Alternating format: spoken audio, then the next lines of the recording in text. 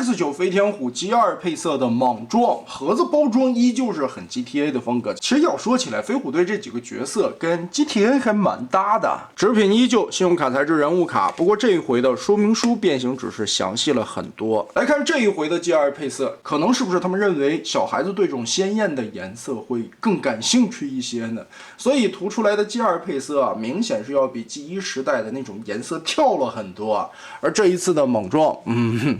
亮黄的这个颜色是非常抢眼的，再配合上一些金属的蓝漆和银色漆面的点缀，脸部也是金属漆涂出来的。DX9的这套产品当年对标的人形身高是配 MP 的，而且身上盖的隐藏程度其实还可以啊，有一些空洞，但已经不是很明显了。但问题就是没有齿轮关节和一些必要的卡扣位置，尤其这个腰部啊，在弯腰的时候，这地方很容易脱开，看到这里断腰的层和中间空洞的位置，再加上这一回的 G2 版本，这个腰会显得很松。毕竟也是这么多年前的老玩具了，重涂的我们还是来直接看变形。首先头部这里打开天灵盖，把左右的两个角收起来，隐藏回去。接着头部抬起来，打开下方的这块盖板，脑袋旋转一下吧，在90度把它收进来，胳膊旋转到上方。小臂这里的变形设计还是非常有趣的，它的遮盖度会非常高，基本上360度看不到头胶空洞的地方。但是变形呢又是非常简单流畅的，只要打开这块盖板，拳头收纳进去，然后顺着这里拆开，下方这里还隐藏了一个保险杠的边缘，我们把这个扣子再拆开，横转一下，接着小臂的整个旋转90度，再把它双关节对拼，下方这里大臂的转轴我们再往内折90度，双关节立起来，叠回来，盖上。前方这里的保险杠拧起来，再跟这个扣子插合。就是这么简单的旋转几下，整块的车头就延长开了小臂，而且完全给你把窟窿盖了起来。下方这里还有一个小盖板，扣子插上，你看，左右就可以把车头拼合好了。非常简单高效的操作，而且车头完整度也很漂亮。同时跳灯也做了出来，隐藏在这块板子下方。然后中段这里，我们把腰部旋转180度，拧到这个方向来。腿部的变形过程同样是简单高效的。我们先把前腿板这一块3处所谓的扣子打开，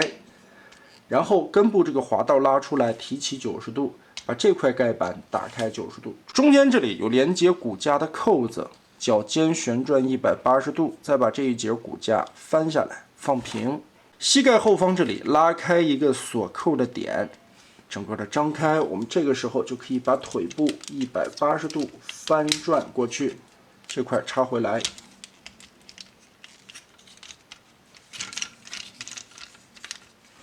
从后面看，大胯的位置是一个双关节，我们要往下拉一下，把它脱开，回归盖板，夹上。后边尾灯的位置再旋转下来，扣子锁上。胳膊和腿我们现在就处理完成了。其实这两段变形的压缩率还是蛮高的，但中段现在身体看着有些长，它的解锁方式呢，本身来说是一个倒梯形也是为了还原出来人形的一个身材。我们需要把车门侧面的这2条全部打开，下方有2段的锁定点，根部这里有一个双段关节，我们把它推上去。另外的一侧也是顺着底下解锁开这2段卡扣，然后双关节从根部这里给它推上去，顺势把玻璃从里边立起来。车顶的位置旋转180度，挡风玻璃原先是压扁的，也把它提起来。这个时候肚子里边这个错层的位置就可以 Z 字折叠，已经算是 M 字了。把这块板子整个的缩下去，好，然后车顶的位置跟这里扣合，下方的这一段跟后边还有一个锁扣进行固定，最后这块银色的板子翻过来跟这里的扣点结合。底盘看起来也是非常整齐的哦，很平整，几乎看不到什么人形的零件位置。而且这一款理论上可以翻起跳灯，可以打开车门，玩点还是不错的。但是驾驶舱里边因为填得满满当当，并不能坐小人了。橡胶的轮胎，而且这一次的轮毂全是合金的材质，变形到位，推车滚动问题不算太大。360度看一下各种涂装的细节，而且最好的是这一次的完整度啊，变成车型以后，暴露人形的机构真的非常的少。当年其实就感觉这款莽撞的设计会特别的高级，车型超高的完成度，而且人形有那个收腰的斜梯形的胸口。零背包的处理，但是也因为变形结构所限，所以它的人形会显得薄薄的，看起来有一些纸片。但这也正是很多设计所追求的零背包。其实美型上边也是碍于当年的一个美术风格，如果能再好好的修一下的话，其实这套飞天虎的潜力还是非常巨大的。漂亮的车型，细致的涂装刻画，用如今的眼光再看这款设计，似乎也并不落伍。那么得嘞，这期咱们先玩到这儿。